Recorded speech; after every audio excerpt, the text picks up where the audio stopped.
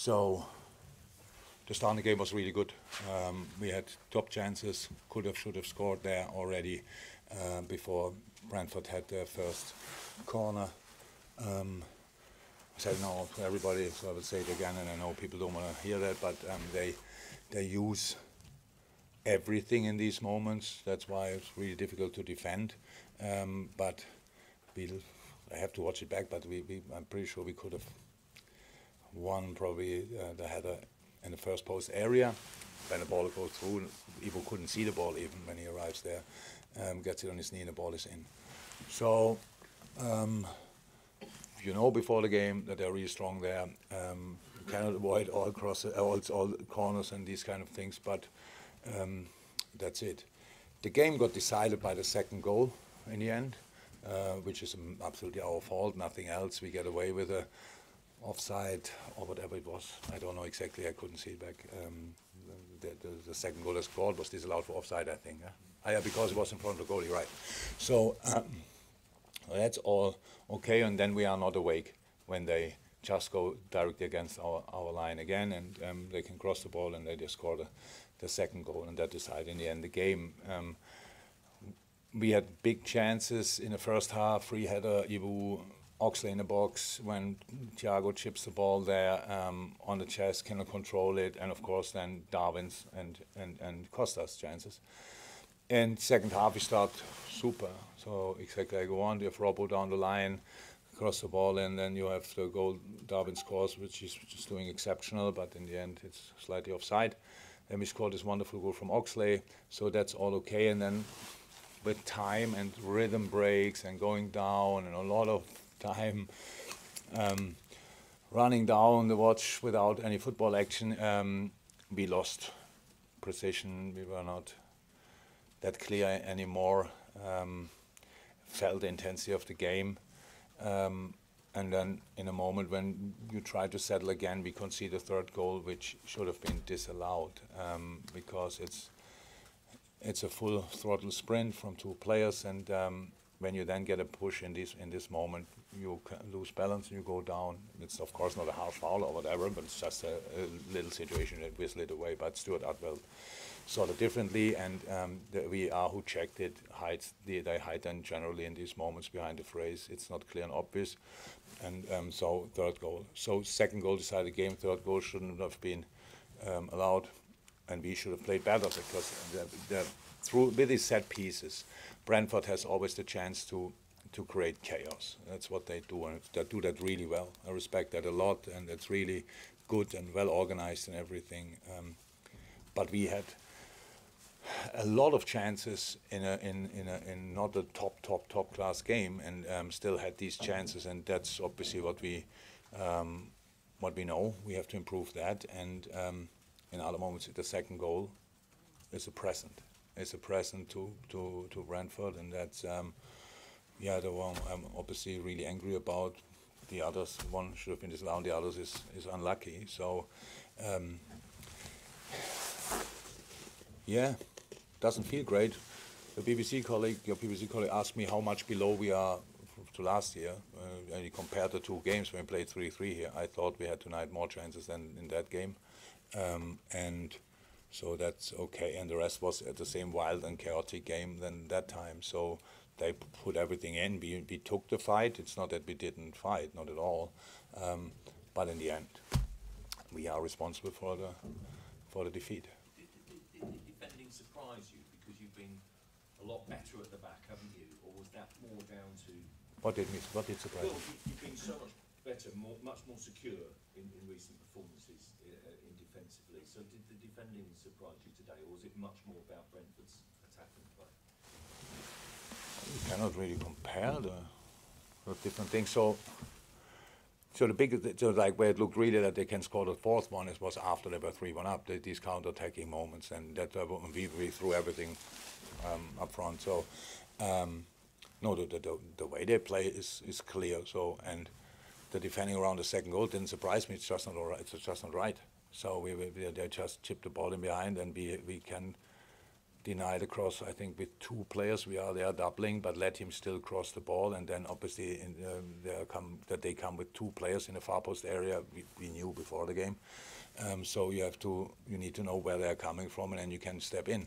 But we didn't do that, and that's why this goal is the one we should have defended. But it's nothing to do with general defending. You cannot defend long balls all the time. It's not, what can you do? They were super direct. That limits them in some aspects, but for this kind of game, it gives them always a chance to create a real chaos, and that's what they do, and they organize that extremely well. All my respect,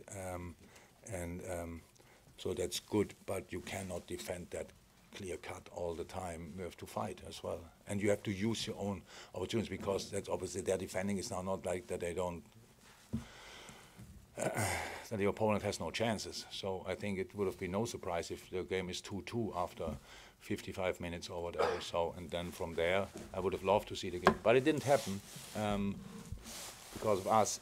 And then when the third goal when they scored the third goal, then you could see, after very intense games we had now, and this today was super intense as well, it didn't look like the biggest belief was there anymore.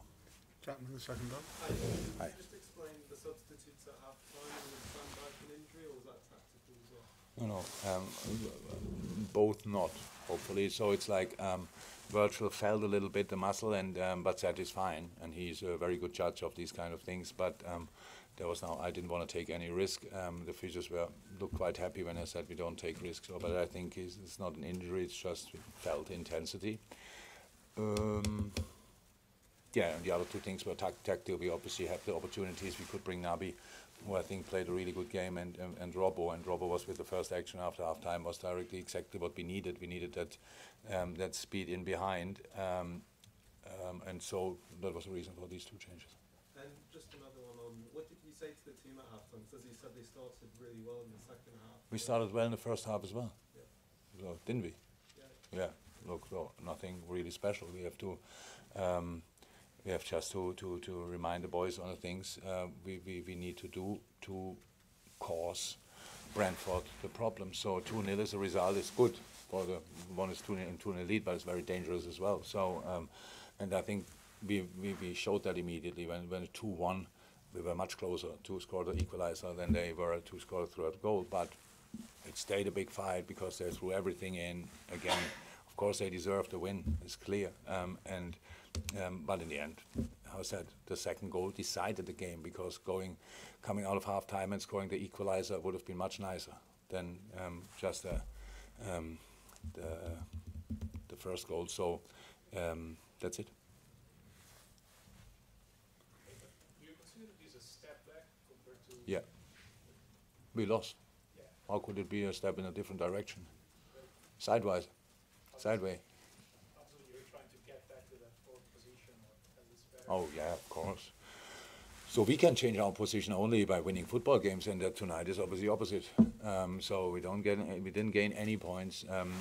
Cannot take any kind of confidence. Cannot take nothing from it. But so, as I said, we have to win football games, and that we have a lot of players not available in the moment, and that you can see that in changes. I mean, we change. It's now not that we have just can throw in offensive players and stuff like this to give somebody a rest, or say, okay, come on, you did enough for today, so they all have to pretty much have to fight through. Yeah, but that's the situation. No, nothing else. Last one at the front. So it must be very disappointing to lose today. What do you think the job that Thomas Frank has done at Brentford? I didn't understand the second part of the question. It's very disappointing, yes, and then Thomas. What do you think the job that Thomas Frank has done at Brentford? Oh, outstanding. He's not only a great coach, he's a nice guy as well. So it doesn't mean that we always agree on all the things what happen on the sideline, but I respect the work he's doing a lot.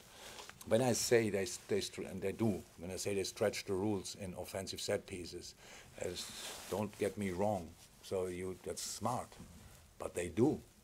If you would single out all the situations, you would find 5 fouls, but because it's so chaotic, nobody sees it in the end.